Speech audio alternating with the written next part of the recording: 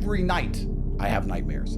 Every sleep is interrupted. All of them. I am stressed. I am anxious. I am worried all day, every single fucking day until the day I die. And because I absorb so much of that, the people around me don't have to feel that way.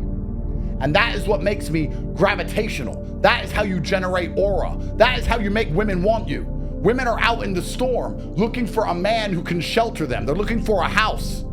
You must be the house which can take the hail, take the rain, take the snow, take the thunderstorm, take the lightning. When the tornado comes, you're still standing. That's what they're looking for. You email me saying, how do I get girls? Girls don't want to be with a fucking pussy.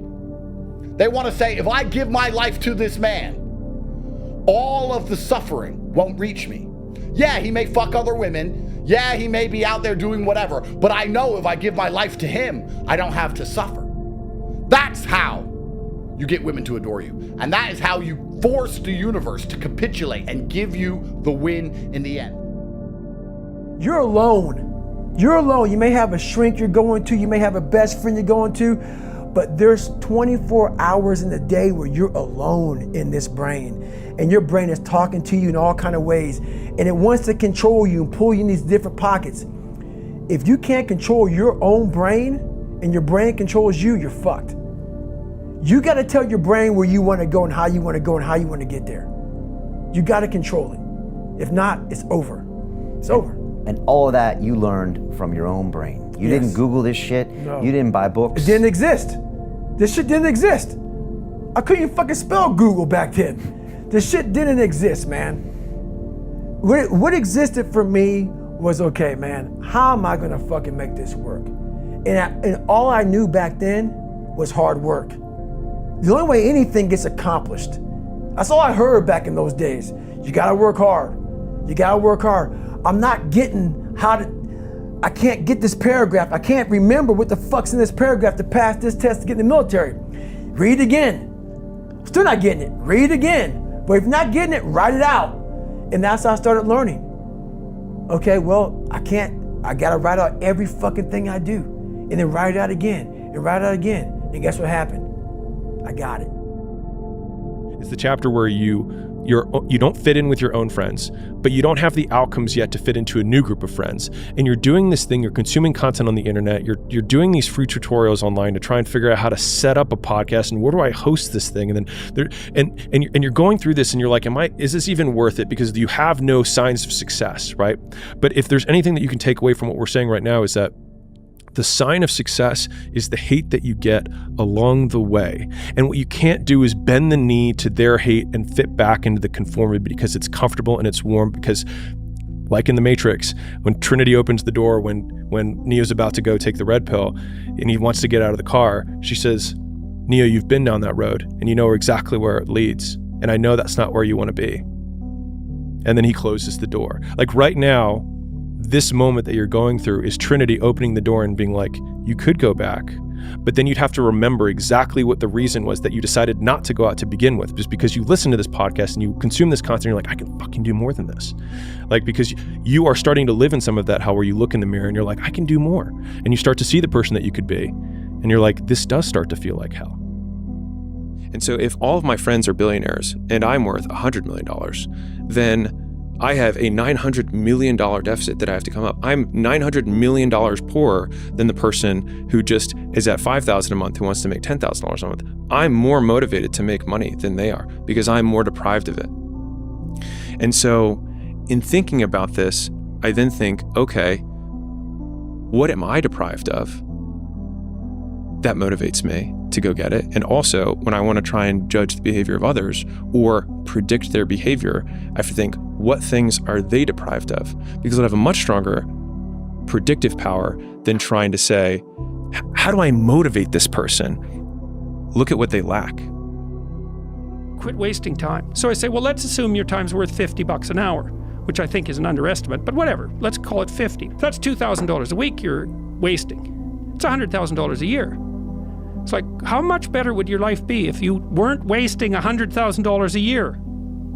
It's like, what is that over 40 years? $4 million. It's like, you're rich. You don't even know it.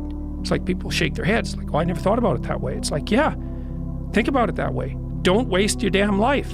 And then you think, well, why would people be resistant to that message? It's like, well, you really want to wake up and figure out that you're wasting half your life? And you know, when people do that kind of wasting, they actually hate it. You know, and I've had lots of people come to my clinical practice who were chronic procrastinators. You know, and so they're watching YouTube videos, say, but not ones that are good for them, although sometimes they will do that, but just browsing in that kind of mindless way that you do when you're not paying attention and you're trying to kill time.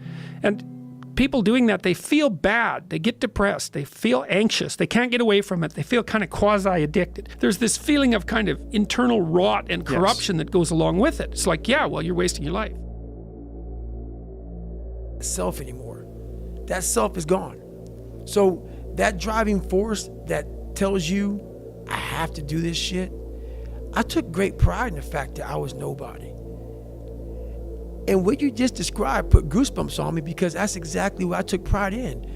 Was I'm gonna make sure you're good and you're good. My mom would tell you right now, she's right there sitting. She is. She knows I don't buy myself shit. I take great pride in that. I don't want shit. Because how I'm wired to, hey mom, I'm gonna get you this, and this. My girl, everybody's got everything. I don't even own a fucking car, and I'm a multi-millionaire. And I say that with pride. Because what I was here to do as a man, and men may not even want to hear this, it sounds so barbaric. That's the pride in what you have as a man, is that you see your mom, you see your girl, you see your kids, you see all this shit, you see them doing well. That's all a real man wants. They don't give a fuck about how they dress, how they look, what they're driving. They don't give a shit. Because why? Your trophies are your family, and they're all walking around. Every man that sees you, they see you walking in with some sweatpants and shit, but they know your family's fucking balling. But I did say a few things a few years ago, and I said I refuse to believe in things that take power away from me, when I was describing the fact that I don't believe depression is real. So when I feel depressed, I accept that I just feel depressed. I don't believe I have depression because I don't believe depression is real. I feel depressed, and one day I'll stop feeling depressed because I can't have depression because it's not real. A ghost can't haunt you if you don't believe in ghosts. Just a noise. Gives a shit. It's the wind. Whatever. Going back to sleep. So by believing in it, you give it power. I refuse to believe in things that take power away from me. For the same reason, by extension, I guess you could also say I like to believe in things that give power to me. This is the first time I've ever had this thought. I've never pre-thought this. I'm saying it live in front of people, but perhaps one of the reasons I was so drawn to God is because I understood it gave me power. I understood I was a more powerful, formidable man. I was a more competent and dangerous and diligent opponent, a more feared opponent, if I believed I had God on my side. So going back to when I was sick, I was hitting the physical standards. I wasn't meeting the mental standard. The mental standard is you must know how far you've come. Wow. I had come 8,000 miles from where I started. But if you never know that, you're still in the $7 a month place. When I was sick, I was able to slow it down and reflect back on my entire life. And in that bed, when I thought I was dying, because that story is long, that sick portion of my life is long, I didn't care if I died or lived. Wow. Because I was, for the first time in my life, happy. Wow. And at peace. Because I reflected back on where I started. You said, wow, I have come a long way. That's right. And no one saved me. It wasn't like someone came down here and guided me through life. When you figure this out on your own, the amount of pride and dignity and self-respect you have. That's why I walk around the streets with a backpack and just like, I don't need anything else. Yeah. You figure it out by going inside yourself, by callousing over the victim's mentality. As long as you keep going, you bear witness to yourself of what you are capable of. And I find that incredibly satisfying in the trenches of misery when you have to go through it. It means that you're not full of shit. I'm still here. It means that you're not full of shit. When you figure this out on your own, the amount of pride and dignity and self-respect you have. That's why I walk around the streets with a backpack and just like, I don't need anything else. Yeah. You figure it out by going inside yourself, by callousing over the victim's mentality. You're always a victim, even if you have everything in life, until you realize what you've achieved. You have to first realize what you've achieved. And my mom has accomplished so much in her life since my father, but she hasn't done that one step. Really? She doesn't acknowledge it and reflect She back? continues to go back to the dungeon of her past life. And live in that space. And live in that space versus living the space that she's in now and reflecting back on, my God, this is what I've done with my life. But the people who are miserable are the people who don't try hard enough to obtain it, because I actually believe, and this is another thing I'll say, I believe the universe is very giving. I think the universe and God himself is very giving. I've yet to meet somebody in all my years who is genuinely giving 100% of themselves day after day, doesn't snake anyone, firm handshake, look you in the eye, doesn't lie to nobody, and tries 100%, who doesn't get what they want. I've never seen it. Every single person who doesn't have what they want, there's something in their story that doesn't quite add up. I've yet to see some guy who, have you ever seen a guy who eats right and trains his ass off and never misses a gym session, ever not grow? Ever. Never. Not Ever. what? Not what? Grow. Not grow. Not make Ever. gain. It's just, that's the way the universe works, right? So if you're truly about it and you're truly trying your absolute best, you're going to do it. And that's what I believe. I believe the universe is extremely giving. So when I meet somebody and they go, I really wanted this and I don't have it, I say, you didn't really want it. You're a liar. It's so easy to be great nowadays, my friend, because most people are weak. Most people don't want to go to that extra mile. Most people don't want to find that extra because it sucks. It's miserable. It's lonely. You talk about that you were kind of, lonely by yourself. I was the same way. And that used to hurt me growing up. Now I fucking thrive in that shit. That's the only place to be.